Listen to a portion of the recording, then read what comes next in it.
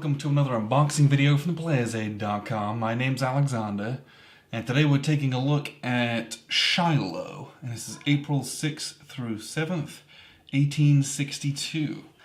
This is a new title published by Worthington, and I believe it's designed by Grant and Mike. Let's see. Does it say on here? It should do. Well, if it's not, then I apologize to whoever did design it. But it's a two-player game. The 4 out of 10 difficulty I could probably agree with. These aren't complex. There's a couple moving parts, but nothing complicated in them. And 3 to 4 hours, that's probably a fairly accurate representation. These games are, it's the full Shiloh. It's 2 days. You're doing a lot in these. Now, this is the second in their Civil War series. The first one was Antietam, which we played. Very enjoyable, so already I enjoyed this system. So let's take a look at what we've got in this. To start with, we have 2 dice, sealed for freshness, and this game uses D10s. So you got a blue one and a red one for each side. There's a bag of bags, which is always handy. I like it when publishers do that. And then the first thing we have here is the playbook, in which we have 2 of those. So you can both look through that. These are kind of tight. They're almost too big for the box, which is why they kind of curled up at one end here. Yeah, I'm going to flip it, because that's kind of, Alright. And you'll see kind of all the manuals are kind of curled at this end here, like that. They just kind of naturally, and that's just because they're ever so slightly too big for the box, by like 1 millimeter. So we've got 2 playbooks, and then we've got 2 series rule books, and it's the Brigade Battle series. That's what the series is called. Again, there's Antietam, there's just a new one, Shiloh, and there's more coming this year as well. So the core rules are, 8 pages?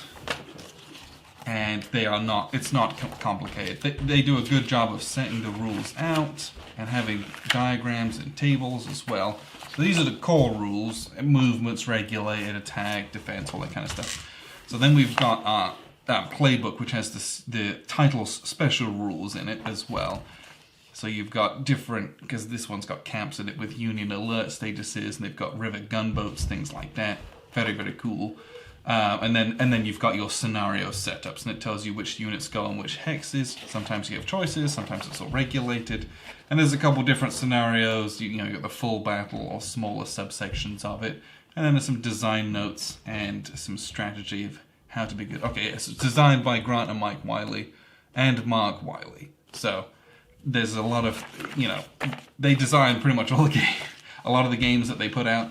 But this one's definitely theirs as well. So there's 2 rule books and 2 playbooks, so each player can have one. I actually appreciate that, because usually I'm digging in the rules all the time, and then if Grant wants to look up a rule, he now has the freedom to do so with his own set.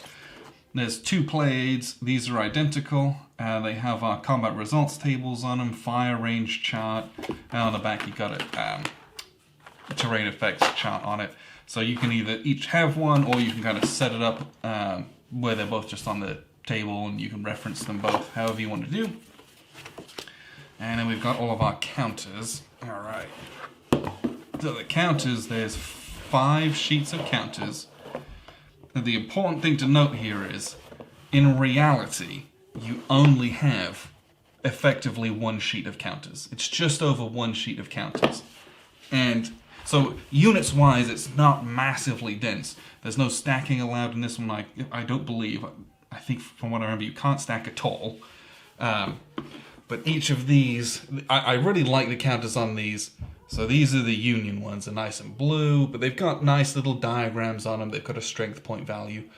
And then you'll also see that they also have that the colored bar at the top, and that tells you which formation, which commander they belong to, so to speak.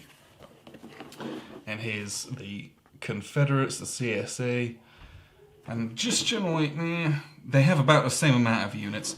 Obviously, we've got all the Union encampment here as well, and they have an unaltered state. Okay, I don't know what the difference between those two is, but I'm not going to worry about that. And then the rest of it is all markers. So you've got a ton of routed markers. Those are double-sided, but they're the same. And then the rest of these are strength point markers. And that's important because different units have obviously different strength points, but they also have different quality as well. So based on the color of their units, you might get stronger quality units, and that's indicated. And it's also reflected in some of these counters. So as you can see, the numbers on these go all the way up to the mid-30s, all the way down, and they're double-sided with different numbers on each side. So each counter has like 8 values on it, all the way down to like 1, 2. And that's the one thing about this game that I thought was really neat, is it's single counter. You'll have one counter on the board in a hex, but it'll have one other counter underneath it denoting its strength point. So each hex is going to have 2 counters in it, typically at most. You might get one other if you're out of command, or if you're artillery and you fired something, but mostly it's very low counter density, stacks of 2 everywhere across the board. And with those numbers being as high as they are, you can imagine this game is about attrition, and it very much is. If you look here, we've got our casualty markers for the CSA, for example, and they go up into the 100 times multiplier. Same for the Union down here as well. The game is very much, it's not line them up and shoot them, but there are times where it feels that way. You have objectives on the board, things you need to do, but you really have to. Attrition is a huge part of this game. You are trying to inflict as many losses on the opponent as possible, and so it's reflective of some very interesting parts of history in that way. It does not shy away from how bloody these fights were, but it also doesn't have stacks of like 100 counters, and that's how you represent the men. Those strength point values that you keep changing out keeps it low counts, relatively low count density on the board, which I appreciate. I like that in a game. Now, the map is, it's knocking it. It is vertical. We're going to look at it horizontally speaking. So you've got the hexes are done horizontally. You've got Tennessee River up here, where we'll have our river gunboats, I would presume anyway. But on here, we've got our loss track. That's where we're going to mark all of our losses, and there's multipliers, and it goes very, very high. You have a turn track, and this has day-night on it. It's got the dates. It has the time as well. I think each of the turns, it can vary, but it's usually an increment of about 1 hour, or some, and then the night time's kind of abstracted away. There's like 3 night turns, but it is pitched combat, and you will do it.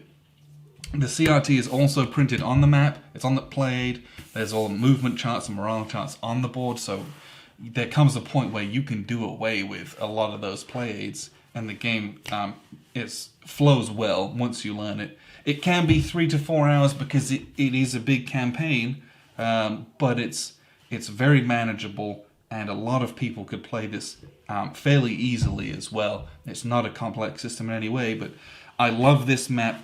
I really enjoyed Antietam. This is really nice as well. It's a cool style. I enjoy it. It's kind of it's got that green tint to it, that hue, and it's got a style to it, and I think it looks nice. We've got like the nice fonts for the pseudo handwriting on it, and it's a style unto itself. So this is everything that's in Shiloh. There's also, like I said, there's Antietam available. That's very much the same system, just a different setting, different setup, and obviously some different rules for depending on what you're doing. They have that I don't know what you call, like the Sunken Road has its own set of rules and things like that for their unique terrains and bits and pieces. But Shiloh, April 6th through 7th.